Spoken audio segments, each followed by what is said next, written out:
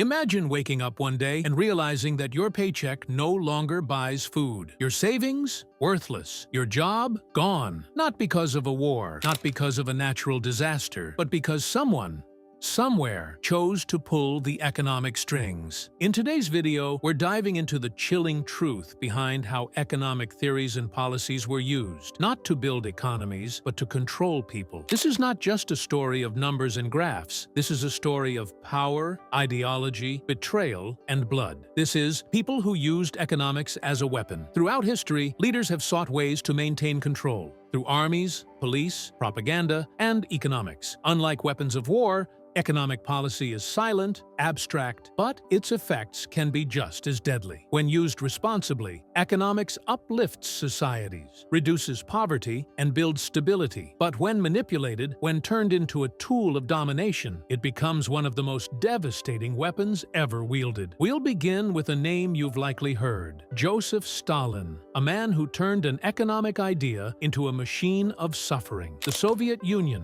1928. Joseph Stalin launches the first five-year plan, a radical shift to transform an agrarian society into an industrialized superpower. The state would now control all production, from steel to potatoes. Private farms were dismantled and reorganized into collective farms. The theory: pooling resources would increase output and efficiency. The reality: mass resistance, declining yields, and brutal repression. Stalin used quotas as whips. If farmers didn't meet them, they starved. If they resisted, they were labeled kulaks, class enemies, and deported or executed. Between 1932 and 1933, Ukraine faced the Holodomor, a state-engineered famine. Millions died, not from drought or crop failure, but from Stalin's intentional policy of grain requisition and punishment. The message was clear: the economy belonged to the state. Disobey and you die. Now let's go to the other end of the spectrum, from total state control to extreme free market capitalism. In 1970, Chile elected Salvador Allende, a Marxist who nationalized copper, banks, and healthcare. The U.S. government viewed him as a threat, and soon a plan was in motion. On September 11, 1973, General Augusto Pinochet led a violent coup backed by the CIA. Allende died in the presidential palace. Pinochet assumed power and brought in a group of technocrats known as the Chicago Boys. Trained under Milton Friedman at the University of Chicago, they believed in free markets, privatization, and minimal state intervention. Their reforms came fast and hard. Public pensions were privatized. State industries were sold. Public education and health systems were defunded. Inflation dropped. GDP eventually grew. But so did unemployment, poverty, and inequality. And while economic textbooks debated the numbers, in the streets,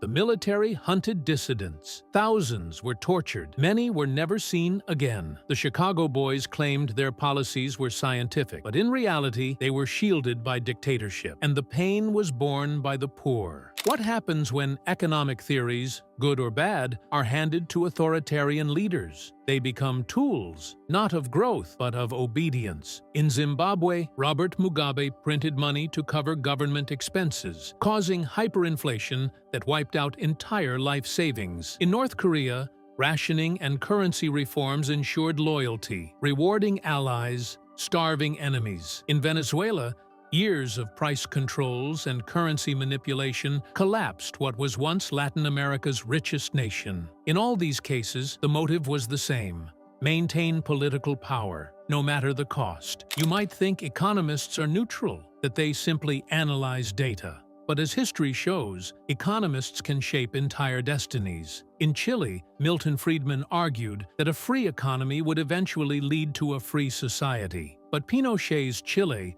proved that markets can thrive under tyranny, so long as the benefits stay at the top. In the USSR, central planners believed they were engineering equality, but in practice, they created poverty and paranoia. The takeaway? Economic models are not apolitical. When paired with unchecked power, they become blueprints for control. Economics as a weapon isn't only used between countries, it's also practiced by regimes that claim to be progressive but enforce economic isolation that often harms their own people. Take Venezuela. In recent years, under socialist governments, the country faced international sanctions but also suffered from strict internal economic controls, expropriations, and the closure of private businesses. This caused a severe economic crisis, hyperinflation, and shortages of food and medicine, hitting the poorest hardest. While the government blamed external sanctions, authoritarian economic decisions and market closures dealt the real blow to ordinary citizens. Similarly, Cuba's closed and heavily subsidized economy, combined with the U.S. embargo, has created chronic poverty and severe shortages of basic goods. Sanctions and bad economic policies can intertwine, turning economics into a weapon. But the civilian population almost always pays the highest price. Financial crises also reveal how economics can be weaponized, even by left-wing governments that adopt disastrous policies. In Argentina, populist governments pursued unsustainable expansionary economic policies, triggering repeated currency crises and runaway inflation. The outcome was spending cuts, devaluation, and recession, hurting workers and vulnerable populations most. In Venezuela, socialist mismanagement worsened the crisis with collapsing production, shortages, and mass migration. While the government blamed sabotage and blockades, excessive economic intervention and corruption were the true causes. Austerity might be imposed externally, but left-wing governments can also impose internal austerity through price controls, wage freezes, and restrictions that suffocate growth and living standards. Economic policy thus becomes a weapon governments wield, often to maintain power at the expense of their people. In recent years, left-wing governments in various regions have embraced nationalist and protectionist economic policies. Though aimed at defending domestic industries, these measures often lead to economic isolation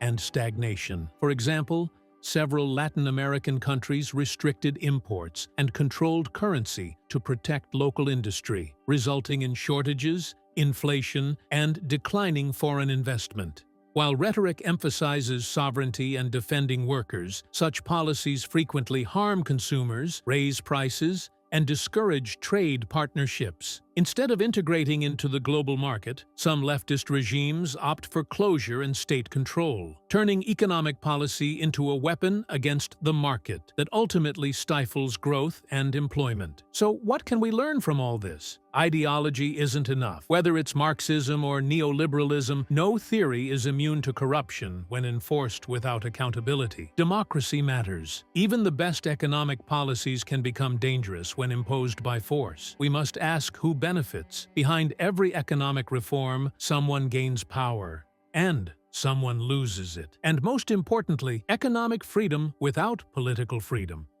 isn't freedom at all.